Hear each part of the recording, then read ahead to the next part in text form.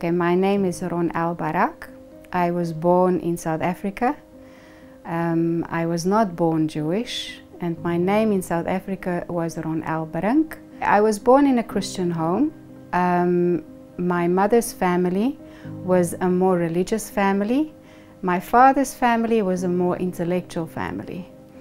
I wouldn't say that my parents were very religious, although both of them believed in God.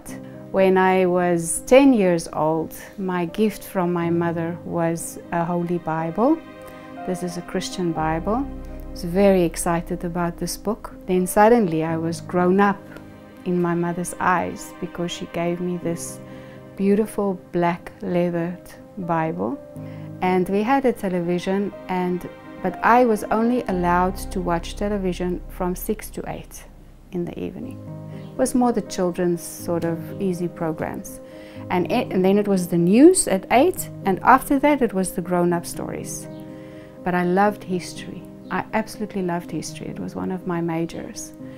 And there was a story on South African television called The World at War. And it was about the Second World War. And I was very fascinated about war, always. What brings people to war? And for the first time, I saw this, that a people were being butchered for who they were. In high school, I was just a good Christian. I was 14, 15 years old when I told my mother that I was going to marry Yosef, and she laughed. She said to me, "I'm still going to hear you say that many, many times," but she didn't.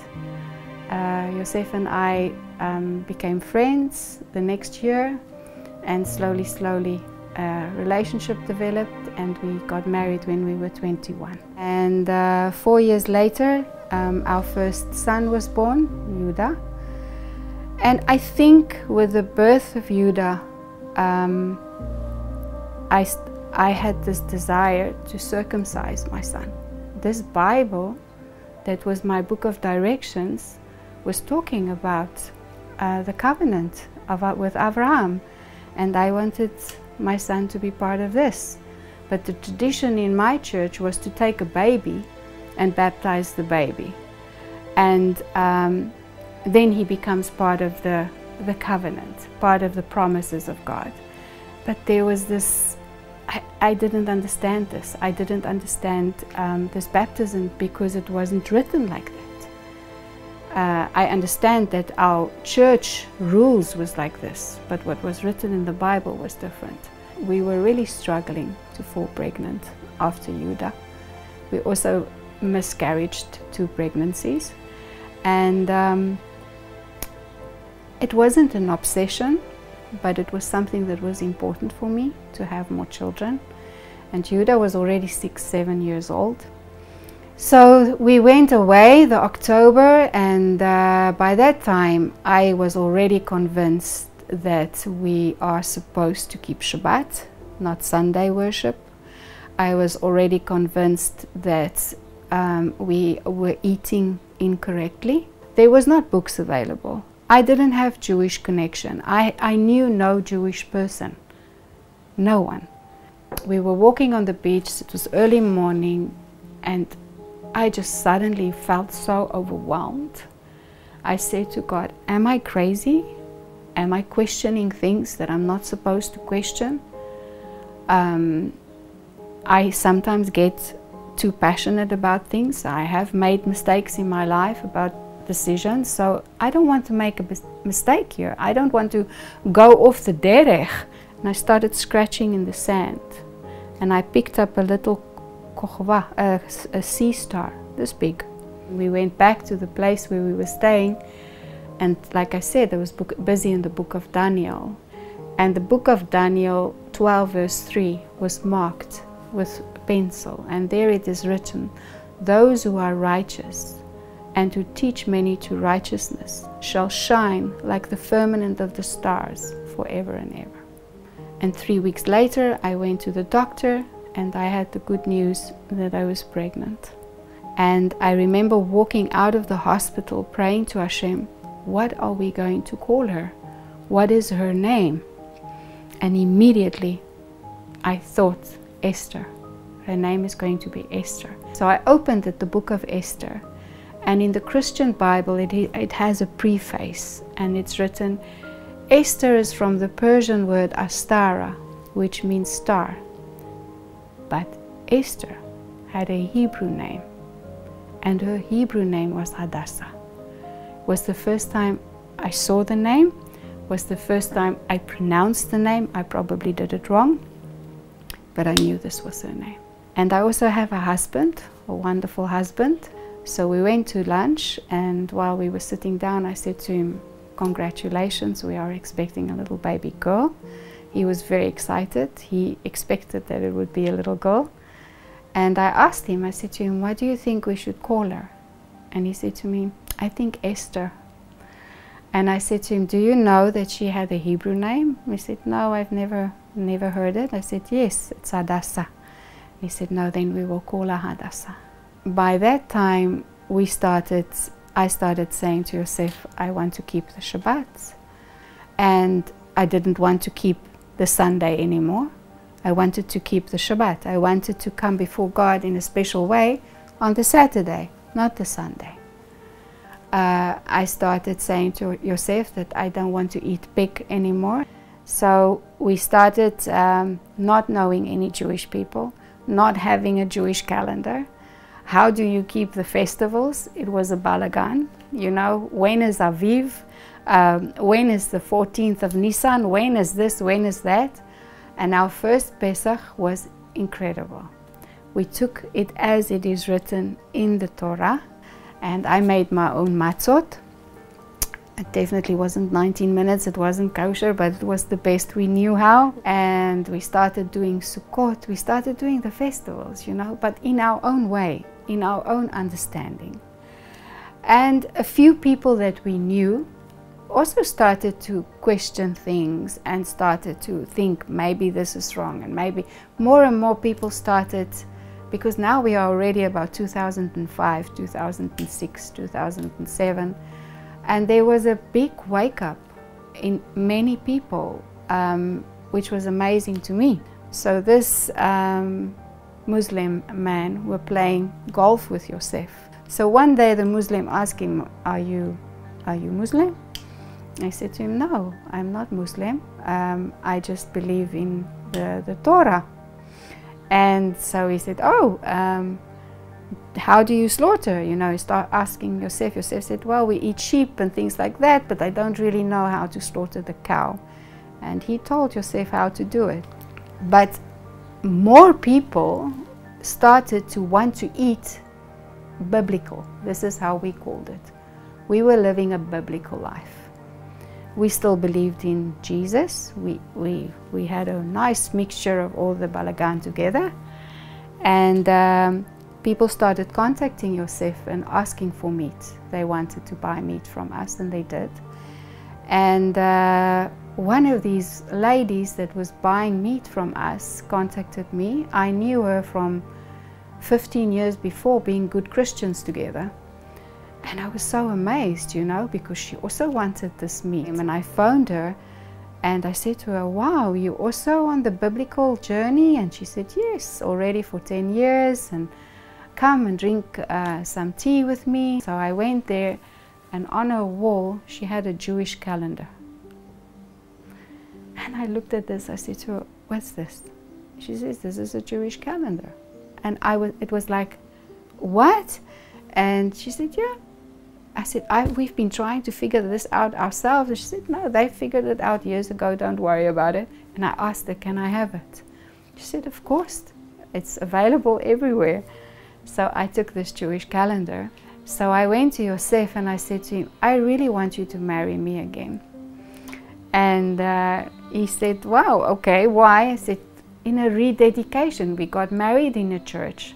I don't want to have that vows anymore. I want us to rededicate our commitment to each other. And for my honeymoon, he brought me to Israel. And we had a friend pick us up. Well, he wasn't really a friend, it was someone we got to know over internet. And he picked us up on the airport.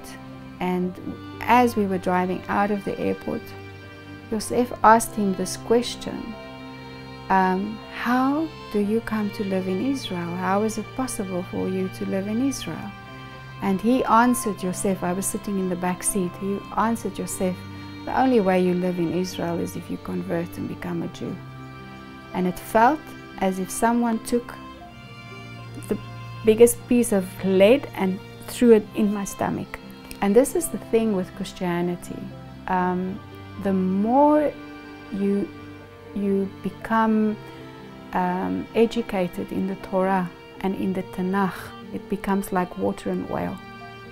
It's you can take it and you can shake it, and it sort of mixes a little bit, but as soon as you put it down, as soon as it stands for a while, you start seeing, but there's a separation, there's something. You know, I always say to Yosef, I have a problem that Hashem says, this is my everlasting law, this is my everlasting covenant. Why would he then need a plan B? Because Christianity is plan B. And in South Africa, we immediately made the decision to do conversion. Me and Yosef had a discussion, and we started contacting the author. I didn't even know there was Orthodox, Reform, what. And we went to a function where the Israeli ambassador was speaking, and there was a man, and he invited us to his synagogue, and he thought we were Jewish. And I said to him, are we allowed to go to your synagogue? And he said, no, when he understood the situation a little, because by then I was covering my hair, and you know, and he said, no, contact me, this is my email, and I will put you in connection with our Chabad rabbi.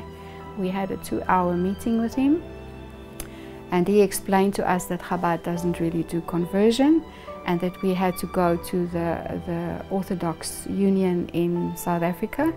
We made contact with Rabbi Hendler, and we started our conversion process in South Africa. The next challenge that we had was for us to move into a Jewish community. You had to go into the Jewish community to do conversion, and for that we had to sell our property. We lived in a beautiful, beautiful house that Yosef built, and this house wasn't selling. Our house was in the market for 18 months. And me, I prayed when we put the house in the market. First of all, people only go out to look at houses mainly on Shabbat and on a Sunday. We were keeping Shabbat already. So I said to the person who was selling my house, no one's coming into my house on Shabbat. You can do it on the Sunday or during the week. This friend that introduced me to the Jewish calendar, she came to a visit to Israel, and she was very, very excited. And she wanted to show me all her photos of Israel, one after the other, one after the other. And I was sitting next to her, and the next minute she said to me, Ronal, are you okay? And I said to her, yes, I'm absolutely fine. And I got up and I closed her door of her office, and I literally fell on the floor and I started screaming to Hashem. I said to him, the past 15 years I've lived for you, to obey you, to do what you ask me. Why are you not letting my house go? Why are you keeping me away from the people that I want to become part of? What's wrong in my life? What do I still need to change in my life? Because I cannot go on like this. I remember asking her for a Tanakh. I said to her, can you please give me a Tanakh? And I remember saying to Hashem, I feel like Yirmiyahu today, and I'm going to read Yirmiyahu. And I opened the Tanakh, and she had a bookmark in, and it was in Yirmiyahu 31, about the new covenant, and Rachel crying for her children to go home. And right at the end, I felt as if I was giving over. I said, okay, God, are you telling me that I have the wrong direction? I want to become Jewish in Johannesburg. You want me to become Jewish in Israel? And I went home and I walked into the house, and Yosef immediately saw that something was wrong. He asked me, what's going on with you? And I said to him, I think the house is not selling because we've got the wrong direction. God wants us to go directly to Israel. And he looked at me and he said to me, well, if this is God speaking to you, then this house has to sell. That was the Thursday. The Tuesday we signed the documents. And we came on the 24th of June 2010. We arrived in the land of Israel and we went to the Kotel. I met my son for the first time in 9 months because he was living in Israel. We sent him for 1 month to come and find his answers. He contacted us in 3 weeks and says, I'm home, I'm never coming back. This is my land, this is my people. On the 1st of Adar, 2012, we went before the Beit Din.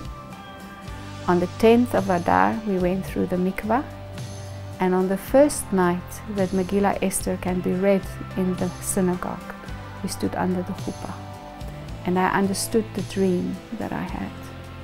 Her name will be Hadassah. She will be born on the 8th day, and she will be the sign of something new that's coming into your life. So on the festival of Purim, we became Jewish. 12 years later,